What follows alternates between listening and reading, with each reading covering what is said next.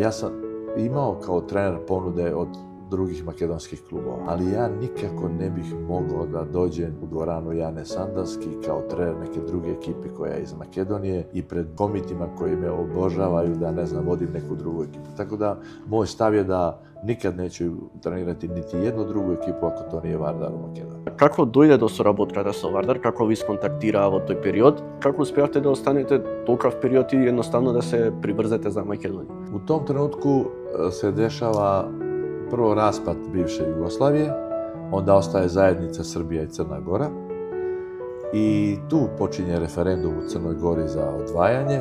Vi znate da sam Crnogorac, rođen sam na Cetinju, ja sam svoje sportske rezultate ostvario u Šapcu, tako da ja se osjećam apsolutno pripadnik jedne i druge zajednice. U tom trenutku mene Mihajlo Mihajlovski zove da dođem na 10 dana da pomognem Vardaru svojim savjetima i šta znam. Dolazi do referenduma, Crna Gora se odvaja, Srbija me hoće kao selektora, Crna Gora me hoće kao selektora.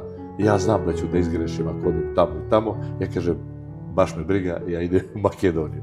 I tad dolazi do saradnje koja je trajala dugo. Ja apsolutno sam imao jedan neverovatan odnos sa Mihajlom Mihajlovskim. Bio sam zaštićen, on je imao ideju da ja uvek moram da budem najplaćeniji od svih igrača, što ti odmah daje jedan ogroman autoritet. Kada bi došlo do nekog problema sa igračima, pa su oni otišli da se žale Mihajlu zbog mog odnosa, ponašanja, kazni koje sam uzimao igračima, Mihajlo bi onako ladno opuštao, rekao, vidi, imamo dva pravila u klubu. Prvo pravilo, Vuja je uvek u pravu. Kad pročitaš drugo pravilo, ako ti nije jasno, ti se vratiš na prvo pravilo. I imao sam veliku podršku od njega, tako da stvarno nemam reči za Mihajla, za njegovu porodicu, za sve ljude okolo.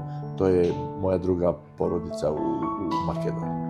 Da li je возможно jedan den Vujović da se vrati u Makedoniju? Pa ja u ovom trenutku stvarno ne vidim takvu varijantu i ja sam već i rekao, ako bi se ikada vratio bi se ponovo u Vardar. Ali Vardar u ovom trenutku je dao šansu Ivanu Čupiću, koji je legenda kluba, koji je mlad trener, koji radi ozbiljan posao, koji napravi ozbiljne rezultate i ja mu želim svu sreću ovog sveta i njemu i Vardaru i ako bi se Vujović vraćao, znači da Vardaru nije dobro, a to ja nikako ne želim, da.